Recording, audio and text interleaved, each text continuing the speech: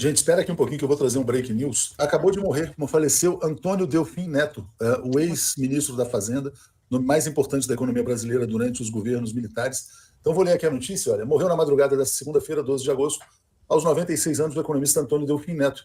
Ex-ministro, ex-deputado federal, estava internado no Albert Einstein, professor emérito da Faculdade de Economia de São Paulo, foi um dos principais personagens da economia brasileira e um dos mais longevos ministros da Fazenda do país, tendo ocupado o cargo entre os anos 67 e 74. Foi ainda ministro do Planejamento, 79 e 85, ministro da Agricultura, embaixador do Brasil na França. E a nota diz assim, no período em que foi ministro da Fazenda, a economia brasileira registrou as maiores taxas de crescimento em sua história, média anual de 9%, chamado milagre econômico. Depois veio a crise da dívida, tudo isso que a gente conhece aqui, né? Entrevistei o Delfim várias vezes, registro aqui meus sentimentos. Eu sei que é um personagem extremamente polêmico, né? Foi o maior pensador econômico da direita brasileira, eu acho que no século XX todo, e nisso que temos de século XXI transcorrido. Um homem que teve uma grande elaboração política, teórica, na área da economia, e pronto, são teorias muito controversas. Acho que as gestões dele na economia brasileira foram muito prejudiciais ao povo brasileiro, na época da ditadura, mas eu reconheço nele méritos como intelectual, pensador da direita. O Delfim sempre defendeu o governo Lula e dizia que nunca entendia porque uma suposta reação negativa ao mercado, aos governos do Partido dos Trabalhadores, principalmente do presidente Lula, porque, segundo ele, o presidente Lula salvou o capital nacional durante os seus primeiros governos. Então, era uma pessoa que sabia reconhecer os esforços e o quanto o Brasil cresceu economicamente na era Lula.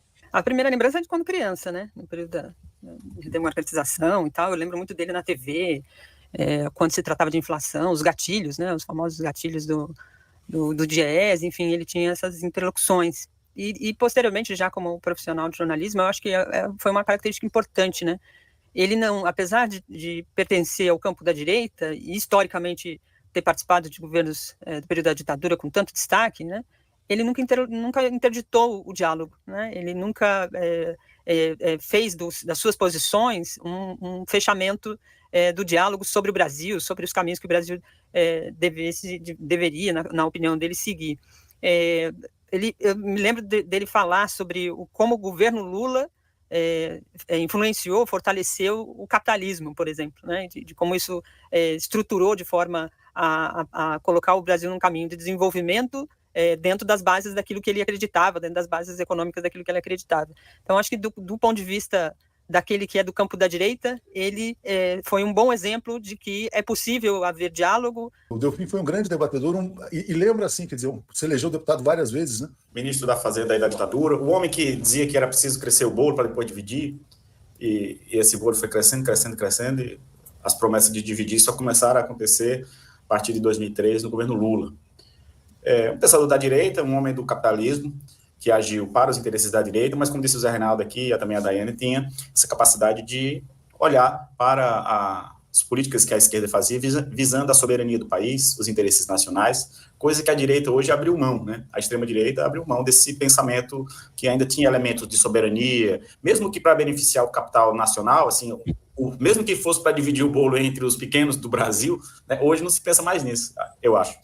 Então, acho que o Delfim deixa esse legado aí, de uma direita que se preocupava ainda minimamente com os interesses nacionais. O Delfim tinha uma casa / escritório, ali na região de Higienópolis. Acho que muitas pessoas conhecem, ali era mais ou menos o endereço do Delfim, e eu acho que ele teve uma posição central num capítulo da vida econômica brasileira, que foi lutar pela desvalorização do real depois do Plano Real, né? Desde que houve o Plano Real, em 94, tinha aquela âncora cambial, $1, $1, e aquilo vinha criando enormes constrangimentos para a economia brasileira.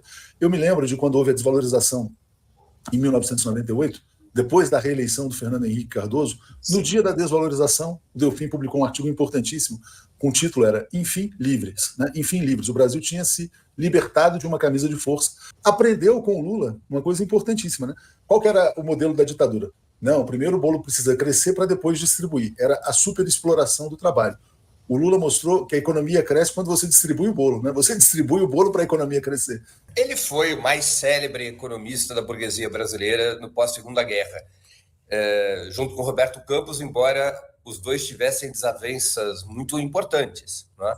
O Roberto Campos é um precursor do neoliberalismo. Roberto Campos, suas ideias fundamentalmente se vinculavam à escola monetarista, à Universidade de Chicago. O Roberto Campos não só é avô do atual presidente do Banco Central, como é o pai ideológico de Paulo Guedes e outros tantos dessa mesma estirpe. O Delfim Neto era de uma outra escola econômica. O Delfim Neto, se nós quisermos brincar com as palavras, era um keynesiano de direita, não é? Ou seja, ele agregava às teorias do Keynes um fator que era essencial para a burguesia dos países periféricos.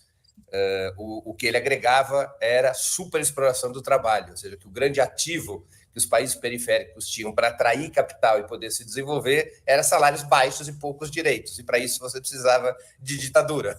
Não é? Delfim foi, a seu modo, reacionário de direita nos anos 60 e 70, ele foi um desenvolvimentista. Nem todos os desenvolvimentistas são de esquerda. Ele expressava, naquele período histórico, a vocação de um certo setor da burguesia brasileira em industrializar o país. Era um pouco a onda que estavam também a burguesia sul-coreana, a burguesia de outros dos chamados tigres asiáticos, que é como fazer esses países da periferia se incorporarem ao desenvolvimento industrial. Havia essa ambição por parte de setores da burguesia brasileira, e Delfim Neto era o seu grande quadro político, o seu grande vocalizador, o seu grande implementador. Essa expectativa não existe mais. Essa burguesia brasileira disposta a industrializar e desenvolver o país, ela desapareceu depois de tantas décadas de rentismo. Desapareceu a um tal ponto, e seus teóricos passaram a ser, os seus economistas passaram a ser de tal maneira neoliberais, rentistas, que o Delfim Neto, em termos relativos, virou um personagem progressista. Ele passou a expressar uma vocação de desenvolvimento do país que o fez se aproximar, não ideologicamente, mas em termos práticos, o fez se aproximar do Lula, do Partido dos Trabalhadores. Ele passou a ter um diálogo. Repito, não era um diálogo ideológico. O Delfim Neto foi até morrer um homem de direita, um homem profundamente reacionário, um homem que ficou famoso, entre outras frases, era um grande frasista, pela sua adesão, pela sua frase de adesão ao AI-5, em 1968, não é? Então, o Delfim Neto, por ter essa concepção desenvolvimentista, embora de direita, profundamente apoiada sobre a superexploração do trabalho, sobre a atração dos capitais internacionais, ele alavancou muito a dívida externa brasileira como um fator de impulsionamento dessa industrialização. O Delfim Neto não era um homem do mercado financeiro. Essa é a grande diferença, exatamente. Ele era um homem da burguesia industrial, ou seja, esse é um elemento, né?